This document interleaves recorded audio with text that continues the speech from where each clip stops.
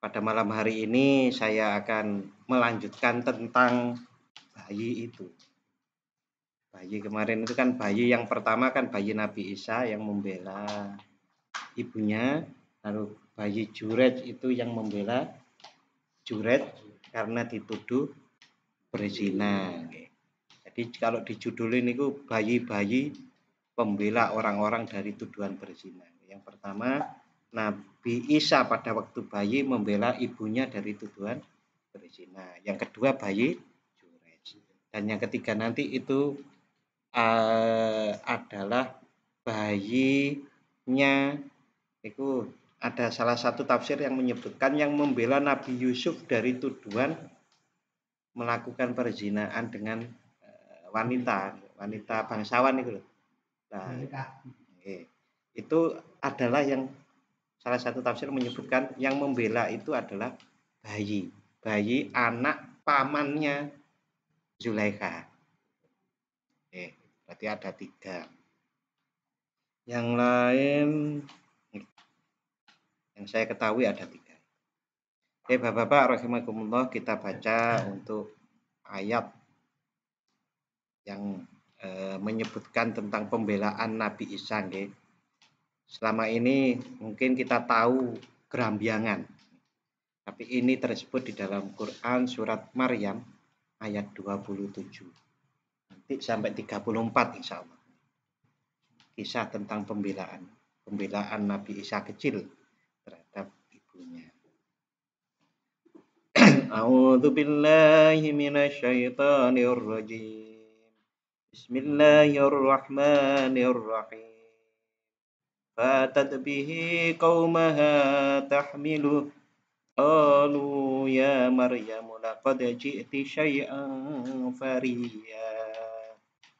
Ya ukhta Harun ma kana abuki mar'a saw'i wa ma kanat ummuki baghiya.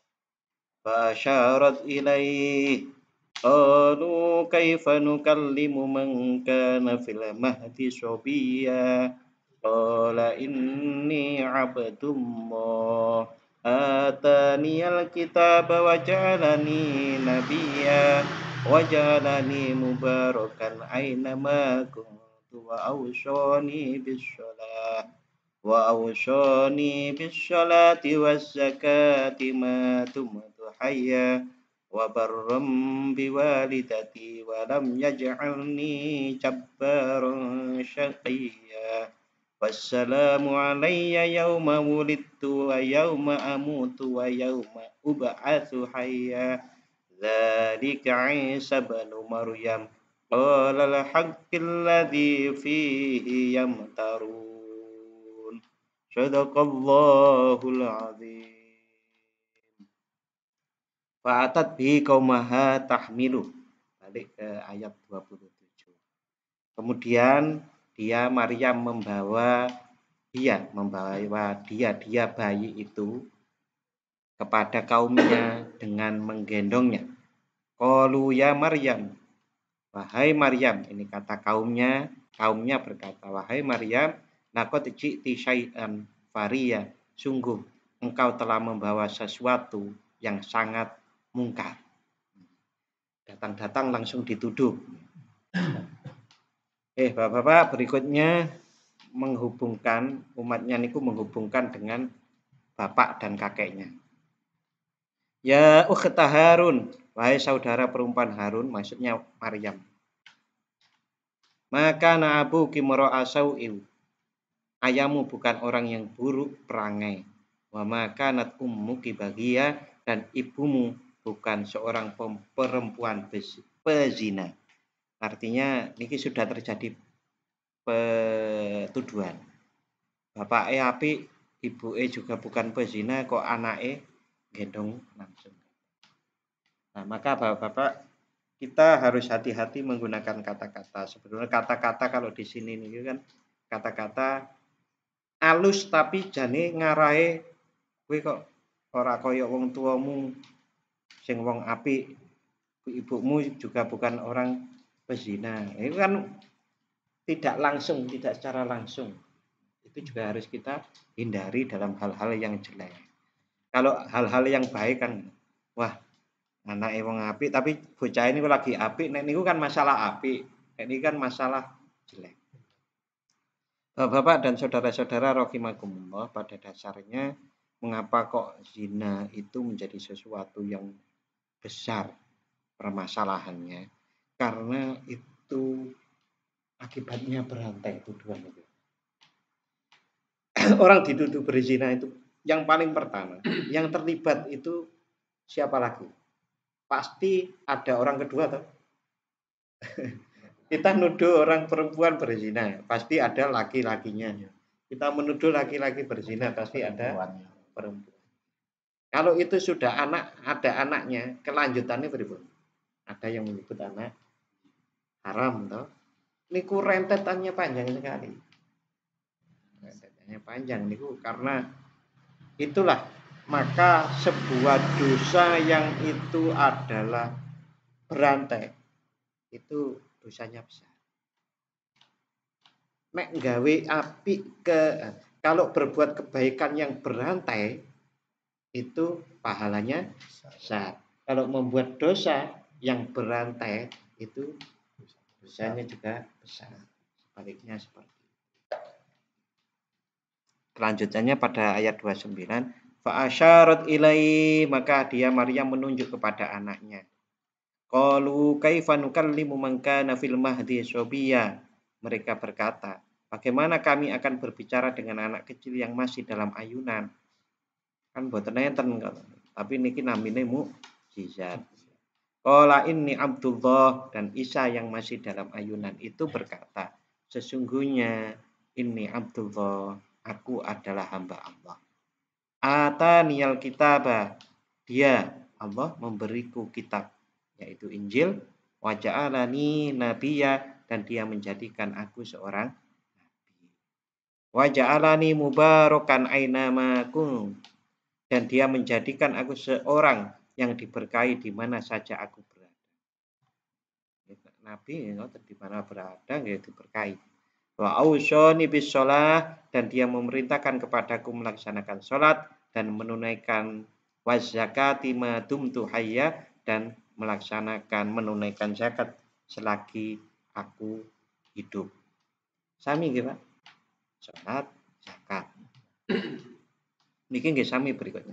Wa barram biwalidati, dan berbakti kepada dua orang tua dan berbakti kepada ibuku, wong mboten enggak ada bapak kok.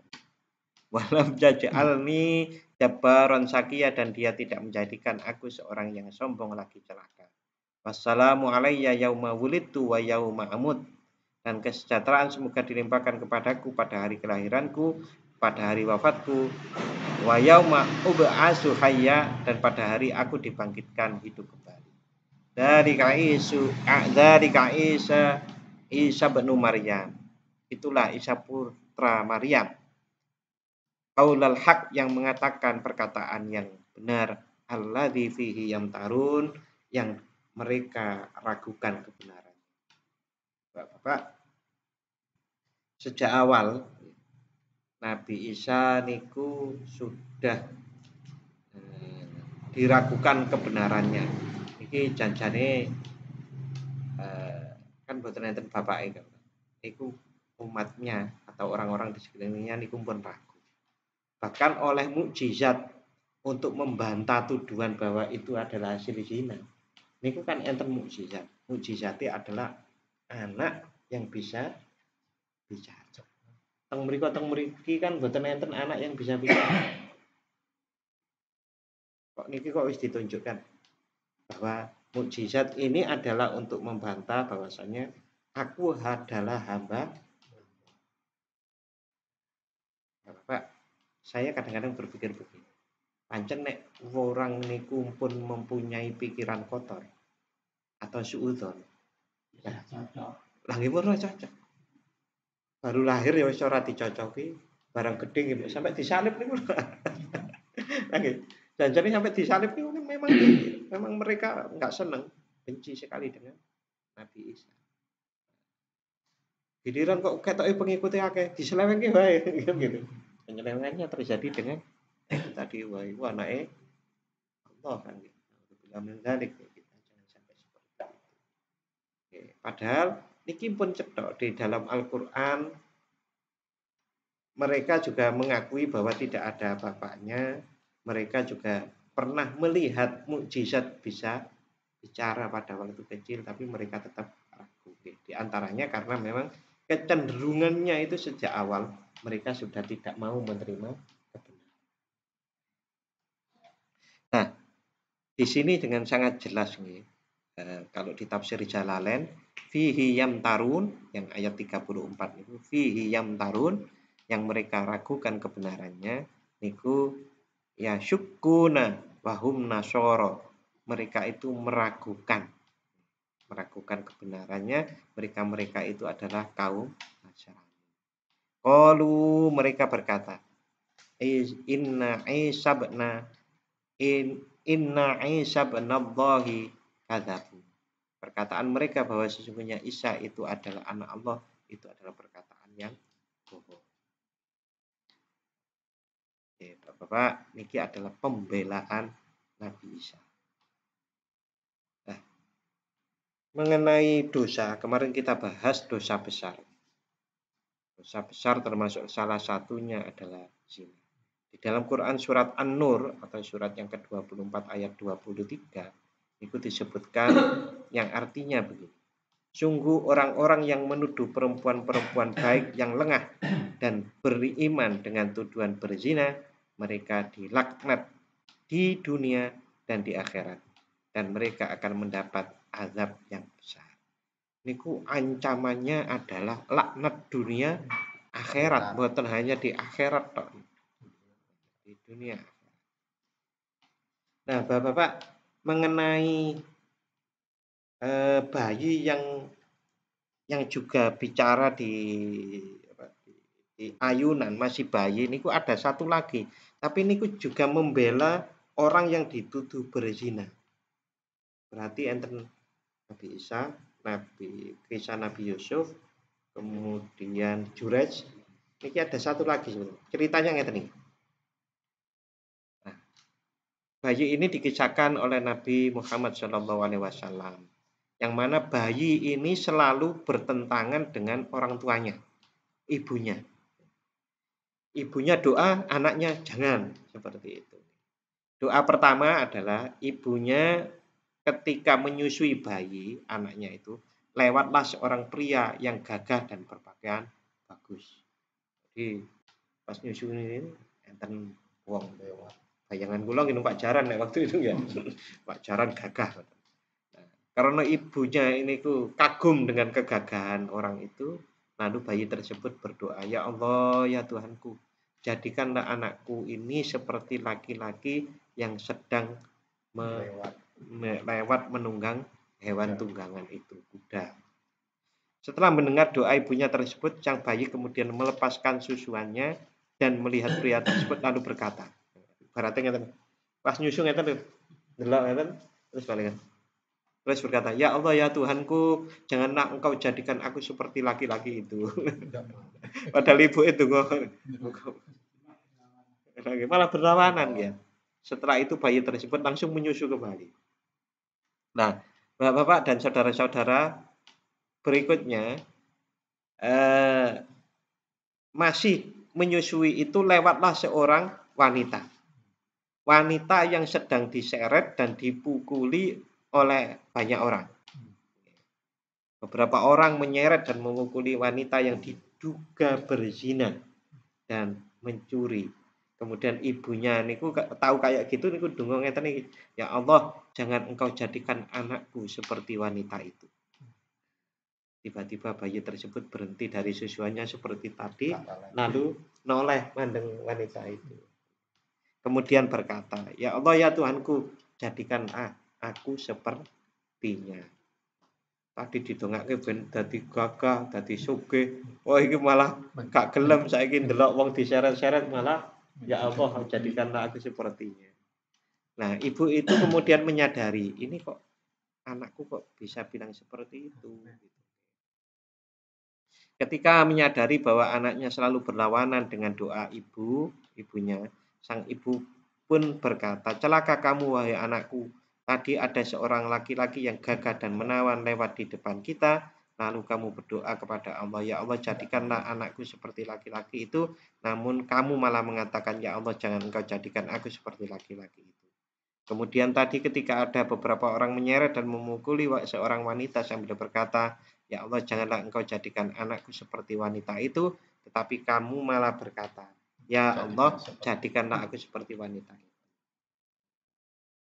Oke, mendengar pertanyaan ibunya, bayi ini ku jawab, Bu, sesungguhnya laki-laki yang gagah itu adalah seorang diktator.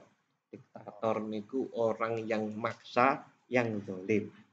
Terus pokoknya sinten mawon dipaksa, nek wong kerja ya dipaksa, nek wong salah menurut dia bener ya nah.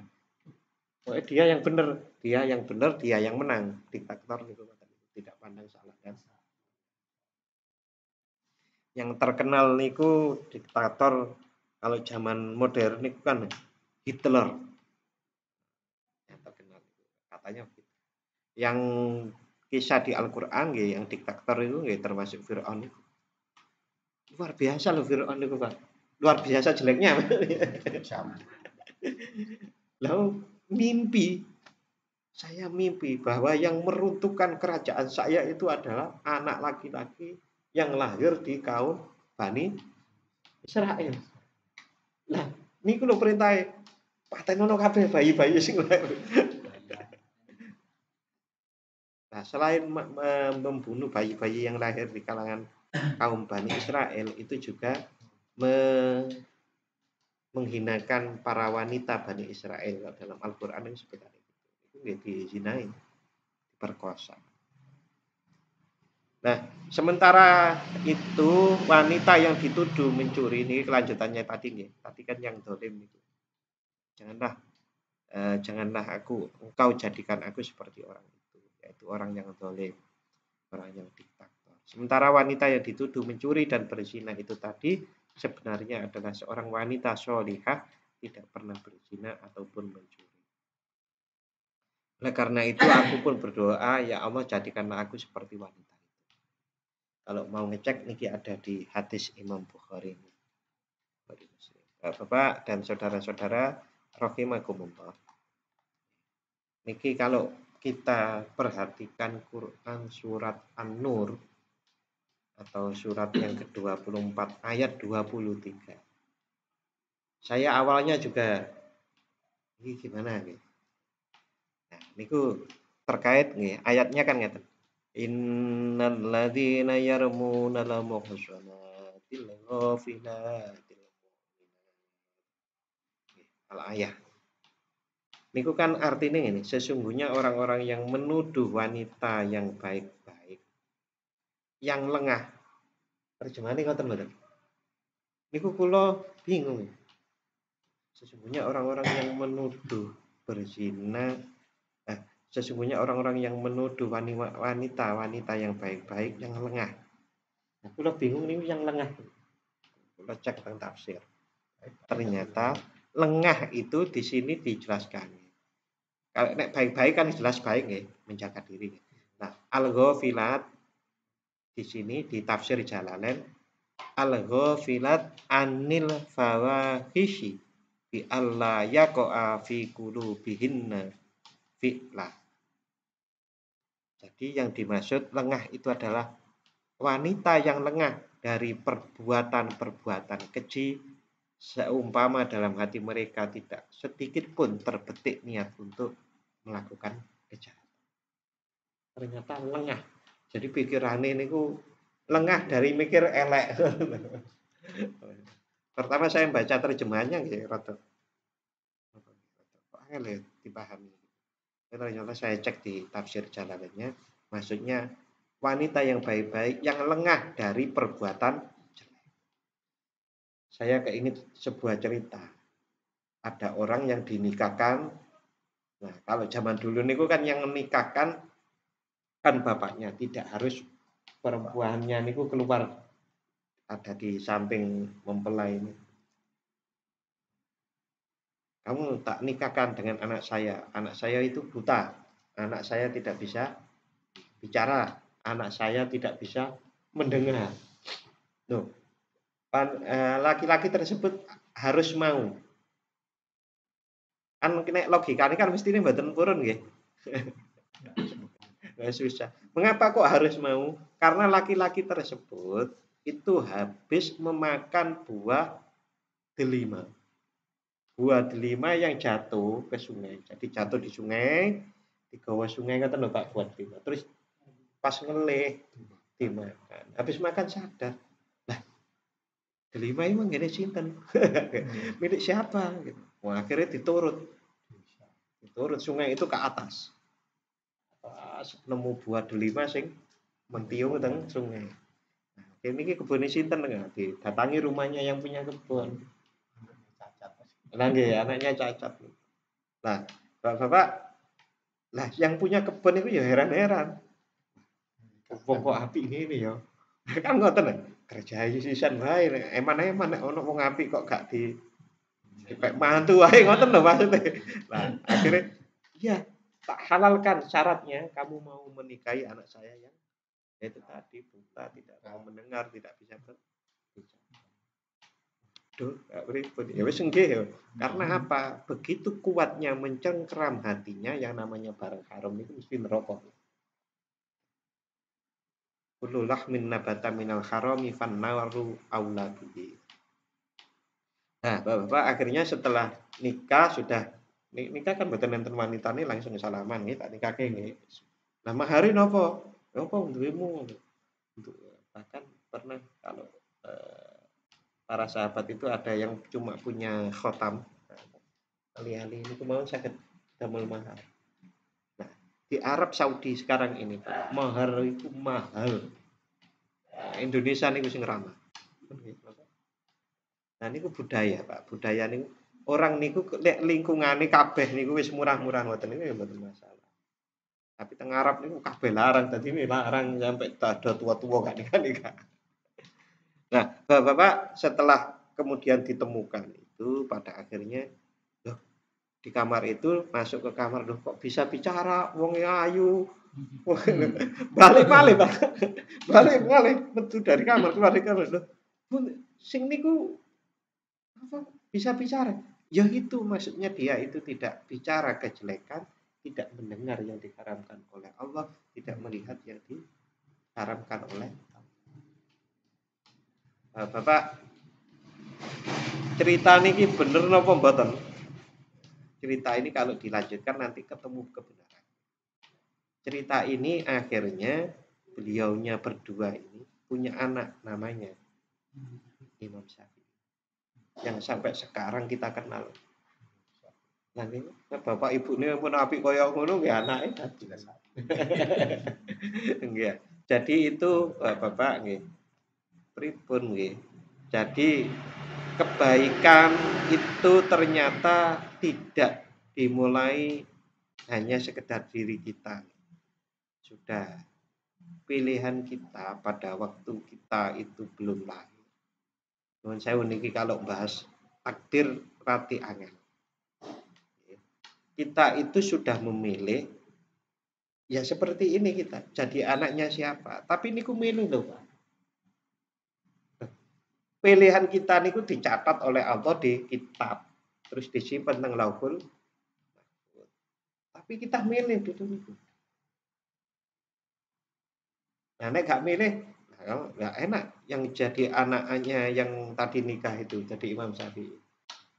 Niku sebenarnya sudah milih Imam Syafi'i dulunya sebelum lahir di alam roh itu sudah milih beliau akan menjadi orang yang sungguh-sungguh. Nah, patute nek wong jadi sungguh-sungguh jadi anake niku mau terus dicatat teng Lauhul Mahfuz. Nah, kita kan tidak tahu diri kita besok itu kayak apa, bulan depan kayak apa, tahun depan kayak apa.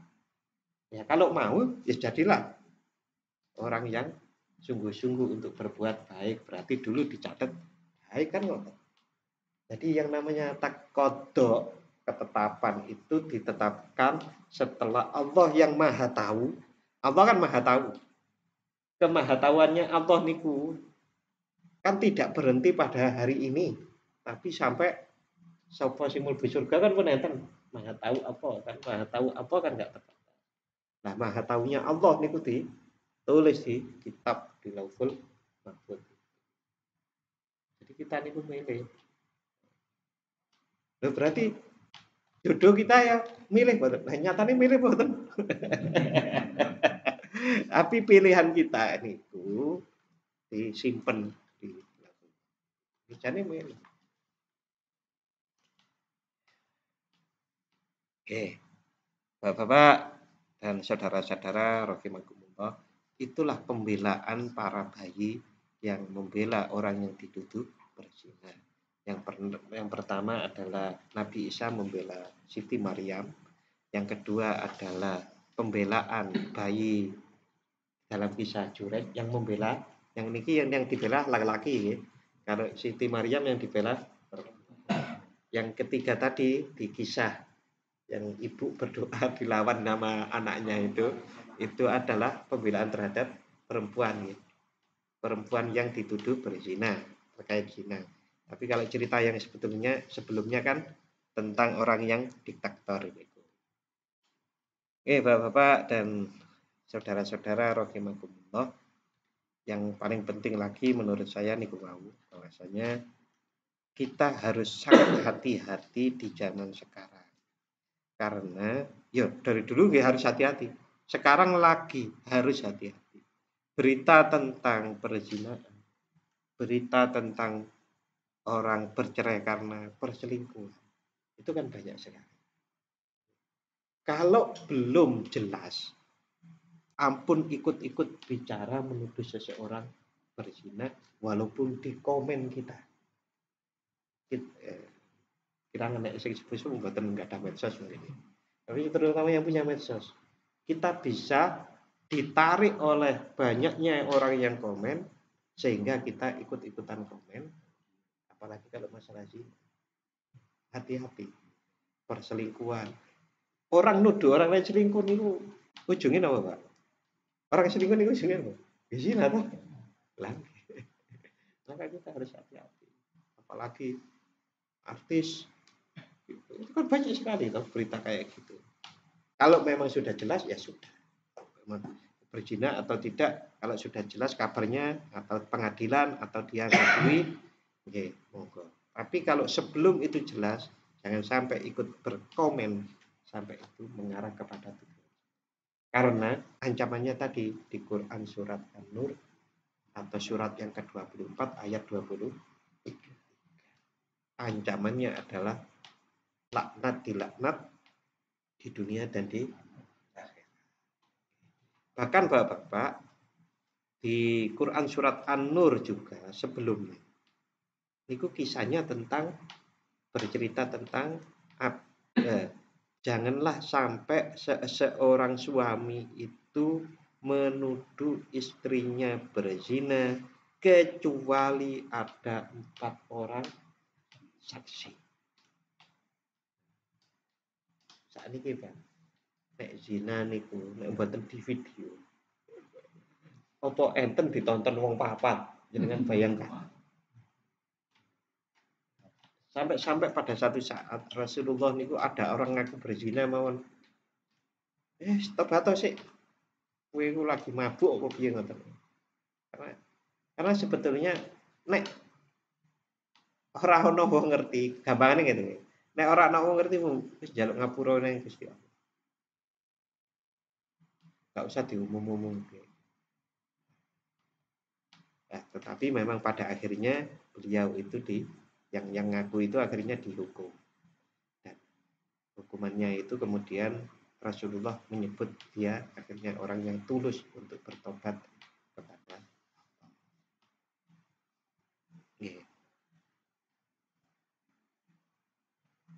Cerita-cerita tentang ngoten niku kan kathah ya.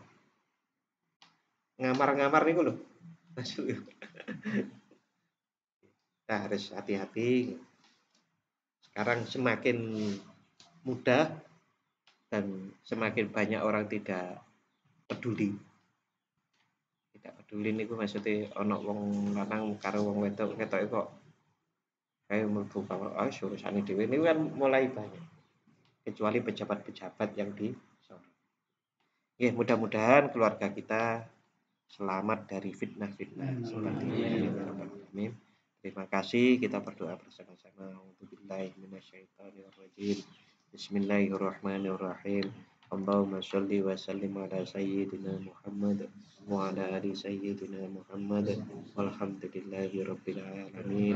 Allahumma ighfir lana dzunubana wa liwalidayna warhamhum kama rabbayana shighara. Allahumma sabbit imanana wa nawwir qulubana wa barik lana fima a'taitana wa sallimna fid dunya wal akhirah. Allahumma a'inna ala dzikrika wa syukrika wa husni ibadatik. Allahumma inna nas'aluka bi husnil khatimah wa na'udzubika min su'il khatimah. Rabbana atina fid dunya hasanah wa fil akhirati hasanah wa qina adzabannar. Wa sallallahu ala sayyidina Muhammadin wa ala ali sayyidina Muhammad. Subhana rabbika rabbil izzati amma yasifun wa salamun alal mursalin walhamdulillahi rabbil alamin. Matur nuwun dan mohon maaf apabila ada khilaf. Wassalamualaikum warahmatullahi wabarakatuh. Waalaikumsalam.